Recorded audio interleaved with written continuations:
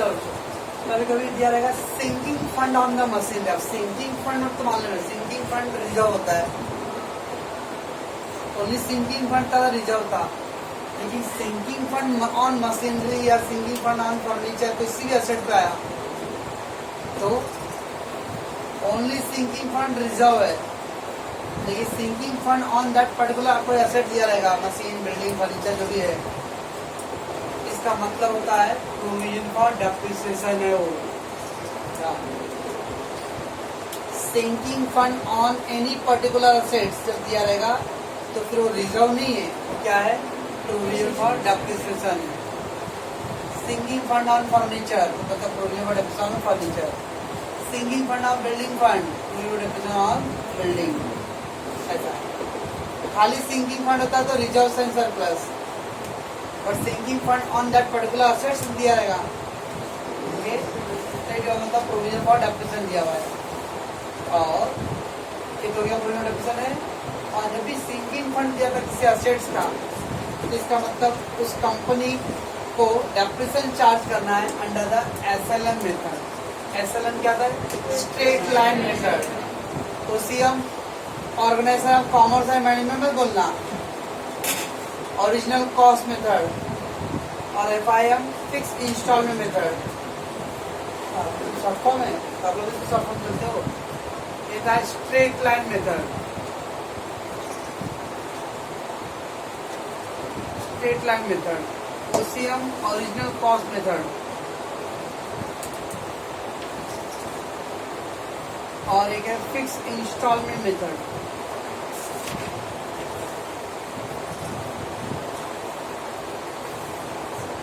तो किसी भी एसेट का सिंकिंग फंड अगर मेंटेन होता है तो कंपनी को कौन सा मेथड पे डेफिनेशन चार्ज करना पड़ता है, SLM मेथड पे। वो RBI SLM मतलब कॉस्ट मेथड का मेथड डेफिनेशन चार्ज रहेगा।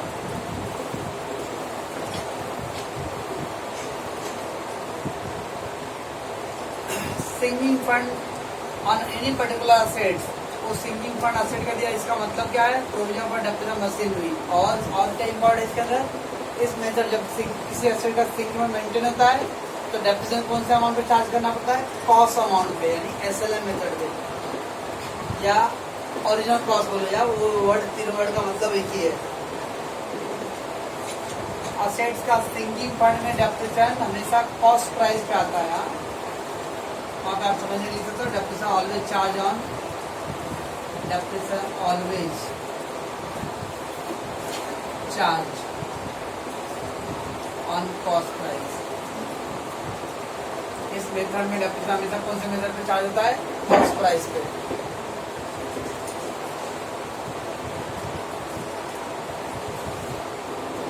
चलो इसके आगे क्या है, कभी कभी दिया था लैंड एप्रिसिएशन। लैंड एप्रिसिएशन मतलब जमीन का दाम बढ़ गया, लैंड एप्रिसिएटेड।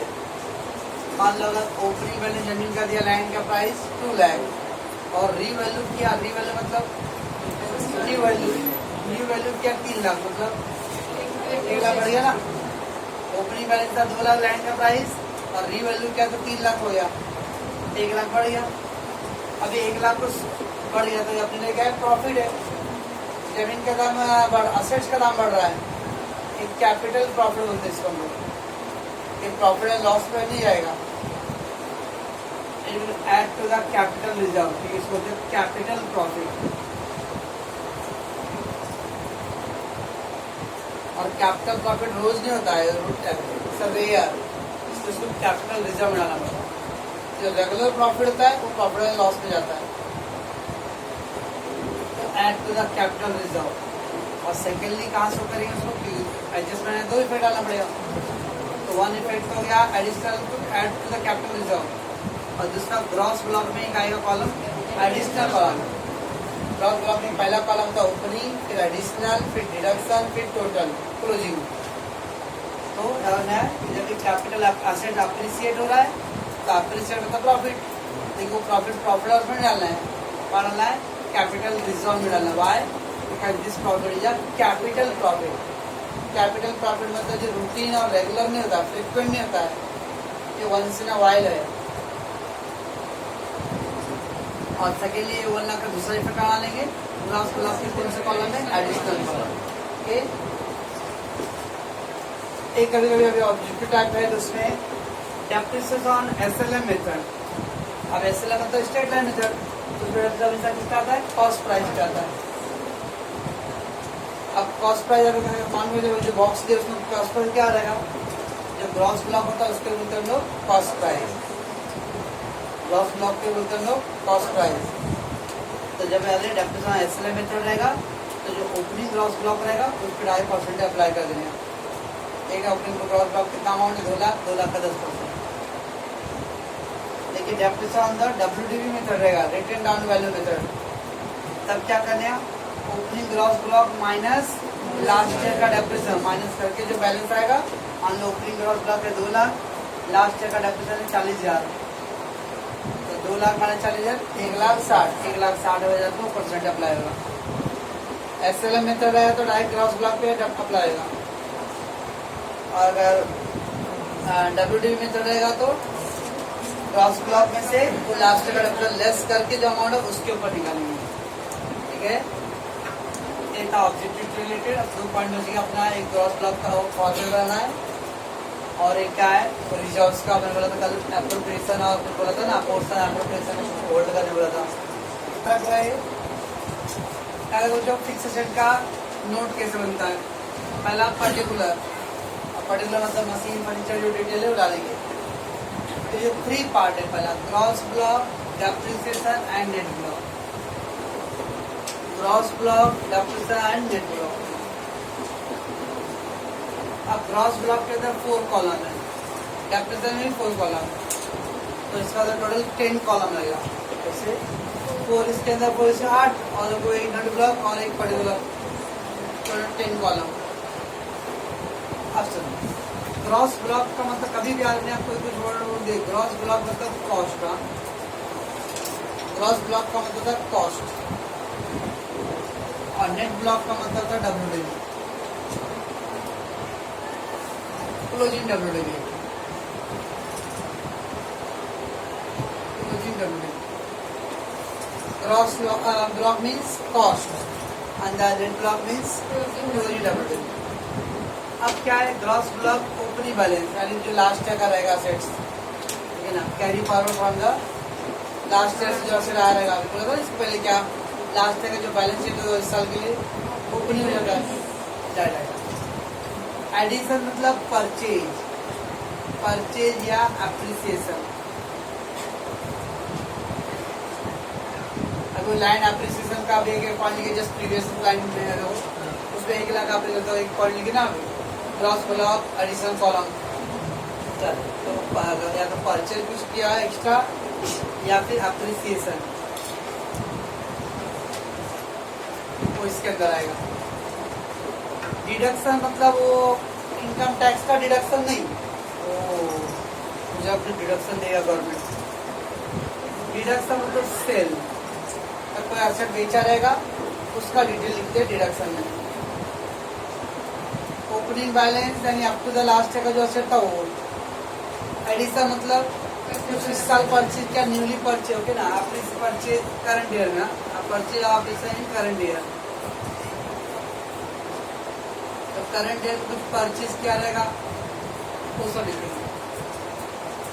डिडक्शन कुछ सेल हुआ रहेगा उसको लिखना है, और फाइनली लास्ट में क्लोजिंग। जैसे मान लो अगर मेरे पास 2 लाख का ओपनिंग बैलेंस है, पहले से 50,000 का आपने न्यूली परचेज किया और इस साल कुछ सेल नहीं किया हूँ, तो क्लोजिंग कितना आएगा, लॉजिक 2 लाख पहले का था, 50,000 परचेज किया, और 2 लाख ओपनिंग था, 50,000 एडिशन था, लेकिन आपने 10,000 का सोल्ड किया तो 240 जाएगा। ऐसा आपको वापस करना है, ठीक है। तो ओपनिंग प्लस परचेज किया था तो 250, और लेस सेल किया था डिडक्शन 10,000 तो 240। अब ये जो ओपनिंग था उस पर लास्ट में कितना डेप्रिसिएशन चार्ज आएगा, depreciation up to the last year. याद करो, ट्रायल बैलेंस के अंदर डेप्रिसिएशन क्रेडिट साइड दिया रहेगा और डेबिट साइड नहीं है, डेबिट साइड नहीं है मतलब वो depreciation up to the last year का है, तो depreciation up to the last year. ये डेप्रिसिएशन क्या है, इस साल का डेप्रिसिएशन। डिडक्शन क्यों आ रहा है, जब मैं ये 10,000 का मशीन बेच दे रहा हूँ तो उस पर अब डिफरेंस चार्ज आगे होगा क्या? ये 10 जगह मशीन सोल्ड हो गया ना, अब इस पर आगे डिफरेंस नहीं होगा ना। उसके पीछे जितना भी डिफरेंस किए थे, जब वो मशीन ही ले रहा तो उसका डिफरेंस ऐसा लिखूं, इस साइड मशीन ना रहे अच्छे साइड में, और इधर खाली क्रेडिट साइड में डिफरेंस रहेगा। जब मशीन में डिफरेंस किस पे चार्ज किया भाई, जब मशीन नहीं है तो ऐसे जब मैं एसिड बेच दिया हूँ तो उसका डेप्रेशन रख के क्या करूँगा, उसको भी क्या करते हैं, राइट ऑफ कर देते हैं। इसके पहले इधर एसिड लिखते हैं, इधर पे डेप्रेशन लिख रहे हैं। जब ये एसिड में सोल्ड कर दे रहा हूँ, इधर एसिड मत लिखो, खाली इधर डेप्रेशन रहेगा। किस पे चार्ज किए थे आपने, तो यानी जो एसिड्स नहीं है तो उसका डेप्रेशन भी क्या करना पड़ेगा, उसको राइट ऑफ करना पड़ता है, इसको डिडक्शन कॉलम होता है। Depreciation written off on sold part, जो एसिड सोल्ड किया हो उसका डेप्रेशन क्या करना पड़ता है, राइट ऑफ यानी कैंसिल करेंगे, इससे डिडक्शन कॉलम होता है। अब मान लो आपने 25,000 का depression after the last year का था, 10,000 डेप्रेशन इस साल करंट ईयर का है, और 2,000 डेप्रेशन जिसके जो आपने एसेट सोल्ड किया उसका डेप्रेशन था। तो 25 लास्ट ईयर का, 10 इस साल 35 हो गया, और 2,000 का डेप्रेशन जो आपने एसेट सोल्ड किया उसमें का अब मतलब कैंसिल कर दे रहा हूँ, कितना आएगा, 33,000। कितना? अब ये क्लोजिंग और ये क्लोजिंग दोनों का डिफरेंस क्या होता है, नेट ब्लॉक। क्लोजिंग ना, क्लोजिंग डब्ल्यू, तो 240 माइनस 33,000 कितना आएगा, 2,07,000। फाइनली आपके पास रियल एसेट कितना वैल्यू चल रहा है, 2,07,000। ऐसा था टोटल। इस तरह का चार्ट प्रिपेयर होता है पूरा फाइनल कार्ड में फिक्स एसेट के लिए। तो पहला ग्रॉस ब्लॉक में कितने कॉलम है, 4 कॉलम। पहला कॉलम में ऊपरी वाले हैं, इसका मतलब ये लास्ट ईयर असेट्स। इस साल एडिशनली इस साल कुछ परचेज एप्रिसिएशन रहेगा, वो डिडक्शन मींस सेल्स और फिर फाइनली क्लोजिंग। वैसे डेप्रिसिएशन में भी 4 कॉलम है, up to the last year, current year का इस साल आपने जो पार्ट सोल्ड किया उसका डेप्रिसिएशन क्या करना पड़ता है, राइट ऑफ करना है, कि जब असेट्स ही नहीं है तो उसका डेप्रिसिएशन रख के क्या करेंगे, कैंसिल कर दो। और फाइनली क्लोजिंग, ग्रॉस ब्लॉक का क्लोजिंग, डेप्रिसिएशन का क्लोजिंग, दोनों को माइनस करके नेट ब्लॉक का closing. Gross block closing minus net block closing है depreciation closing, net block. Net block equal to closing of gross block minus closing of depreciation.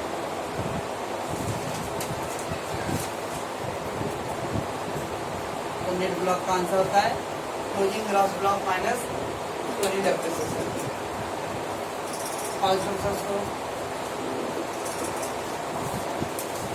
Reserves and surplus, आपको हम लोग internal reconstruction final account का balance बना रहे थे, तो उसके नोट में शेयर कैपिटल रिजर्व, खाली सिंपली जनरल रिजर्व सीआरआर सब जो आता था लिख के बस हो गया। लेकिन फाइनल अकाउंट का जो रिजर्व सरप्लस नोट होता है उसमें ये सब तो लिखेंगे, जनरल रिजर्व सीआर जो भी दिया रहा है सबने, और उसके बाद प्रॉफिट एंड लॉस के अलग से है।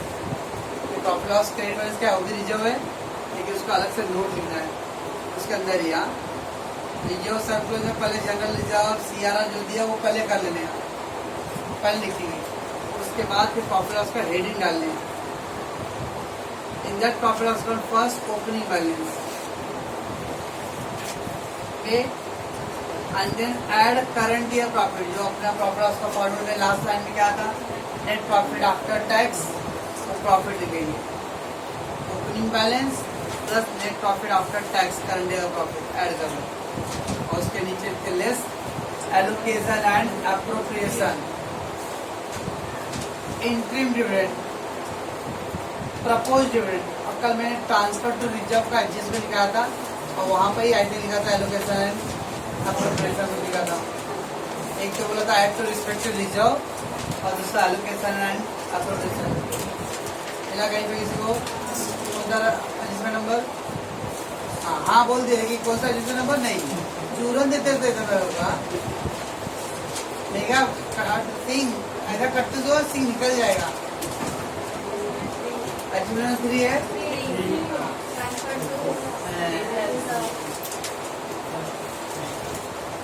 तो उधर पे ट्रांसफर टू रिजर्व था, टेक इफेक्ट उधर पे क्या हो, ऐड टू द रिजर्व लिखा है, और दूसरा पे allocation and appropriation, allocation appropriation.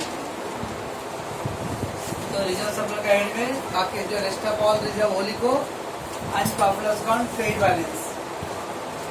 Profit loss credit balance लिखने के बाद तो पहला opening balance, add current year का profit, net profit after tax. अब net profit after tax current year add किए, लॉस होगा तो जनरल की प्रॉफिट होगा, हमेशा लॉस भी हो सकता है, अगर लॉस हो तो लेस करेंगे। लेस एलोकेशन एंड अप्रोप्रिएशन, उसमें interim dividend, propose dividend and transfer dividend. Okay, ये था आपका no fix assets and reserve surplus का नोट। ठीक है, और उसके साथ